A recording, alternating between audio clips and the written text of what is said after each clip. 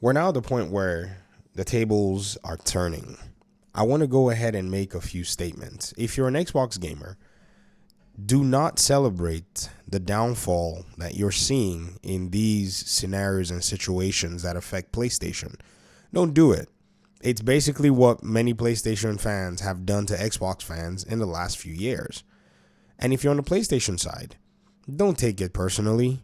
This is all basically people pointing a finger at a corporation for basically making missteps that have not benefited the customer that's patronizing them. You, if you're a PlayStation player, I think the best bet for you is just to watch how PlayStation actually responds. You see, as many people may think that Xbox's response to all what the gaming industry has not been the best, at least they did something. They literally went in deep. They went in hard, putting $79 billion of Microsoft's money into this whole thing, getting a subscription service that, even though it's not swimming in too much of profits, even though it's profitable, as much as people will hate to deny that, they still are committed to providing something as a response to keeping their brand relevant and unique in the gaming scene. Right now, what PlayStation needs is to basically respond in this way. I see a lot of people continuing to say, if you talk about what Xbox is doing, it's you basically carrying water for them, when in the last 10 years they haven't made a really good game. See, be honest. They only made games that you just weren't interested in. That's all. People who had Xboxes those years, they played those games. If they wanted to play PlayStation games, they came to PlayStation and played PlayStation games.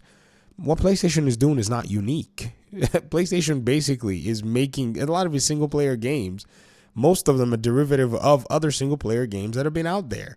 It's not like, some ideas original to them. Most ideas are copied. But it's good that they executed it in a way that a lot of us liked. I liked PlayStation. I still do like some of these PlayStation games. Shoot. The only footage, I have on this computer, the only game I've actually modded as a PC player was Marvel Spider-Man Remastered, which is just weird. I don't really usually mod games. Oh, I said the only. I guess I'll say the first game I modded, because I ended up modding Gotham Knights after a while because I got bored. I want to see the city in daylight. But it was Spider-Man. I liked the game a lot. The 2018 one, oh my goodness. Solid game. The fact that it took inspiration from the Arkham games. As a Batman fan, that just gave it more credibility. I bought so many copies of the game, it's insane. I bought GPUs where they gave me copies of the game. I was like, man, thank you. If you get what I mean. So at the end of the day, these conversations are pointing towards what's going to make gaming better. Believe it or not, Microsoft's competitive stance is making gaming better. They are putting value in the consumer's pocket. Anybody who is not a benefactor of that value is probably complaining about the value. At the end of the day, if they're doing something that you think is valuable, you should expect a response with value from the other side. When PlayStation was actually giving games that had all of these propositions and such, that by itself was valuable. It was valuable enough for me. And what did Xbox do? Xbox decided that, man, we're probably not going to be able to get anything out at this level. We're going to go find a way to go get some value. They started making games that had longevity, games that players can basically come in and play. And apparently, with the Game Pass subscription service, that worked. I see a lot of people saying, what do they have other than Game Pass? Man, quit the downplaying. The downplaying does not help anybody. The downplaying does not further good practices. PlayStation, on the other hand, they've been money hatting games instead of actually taking the money and investing in their own studios. Do you not even see how that's actually, as much as I will call money hatting unethical, do you not see how that's a self-defeating cycle? You have studios that could make you really good established games, yet you choose the route of going to take that money to pay Square Enix to keep a game away from Xbox when you could have actually taken, Final Fantasy VII, 3 iterations. Do you want to tell me that the money that they spent on those money-hatted games could not have gone into a game like SOCOM or Killzone? I mean, I just don't know how people see that. And their biggest thing when you tell them and say, guys, gals, can you not think about this way? You know what they say? Xbox hasn't made a good game in 10 years. See, If that's, your biggest priority of Xbox, and again, I can show you comment after comment after comment of this stuff popping up on my feed of people taking it personally, calling you, all kinds of names. Like, dude, these name calling nonsense y'all are doing, it's not going to make PlayStation a better platform. You feel me? What's going to make PlayStation a better platform is that people who are in the PlayStation platform are waiting to see and holding Sony to actually put forth some good work in doing things that will advance the platform for the consumer. For the consumer. And that's basically it. In a time, see, a lot of PlayStation fans, and this is just the reality, you're not different from people who are on the Xbox side or even people who are on Steam or whatever. You're not really different from any other gamer out there. Most folk are not buying a bunch of video games, and PlayStation is feeling the market pressure.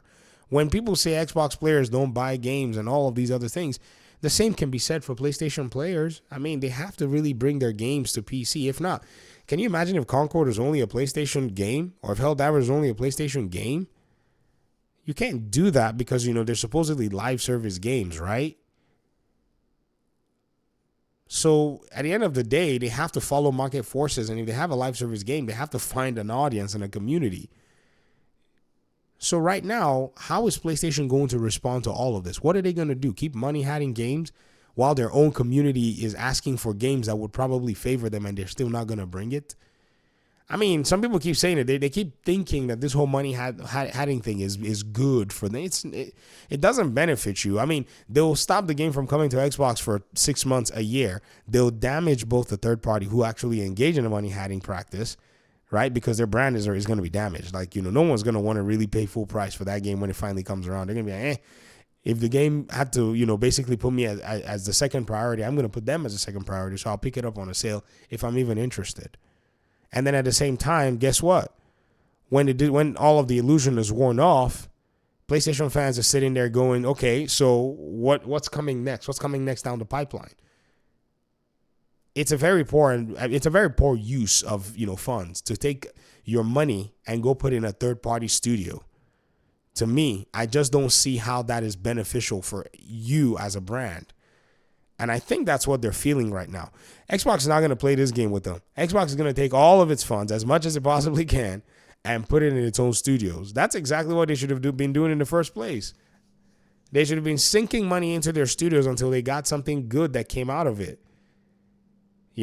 So there's just a lot to, pay attention to at this point in time. And I want to just say the personal attacks and all of the dancing is not necessarily the way to go. In fact, right now, is a time of caution so that you don't know what might happen. A lot of the hubris is basically what's caught a lot of these PlayStation fans off guard. I watched them, and not all of you, but some really toxic ones. They just engaged. They just went full blown, and the tables really did turn. And I like the humble pie, and I pointed out it's good. It's good for people to be able to get a sense of reality from time to time. But now is not the time to start engaging in this petty nonsense. Watch the companies and see how they actually respond. Because if they respond well, it's going to benefit you. All of the things that we're pointing out, they're not at you that bought the console. They're at the manufacturer of the console and the people who are providing the service to you. These are my thoughts. Thanks for watching. Peace out.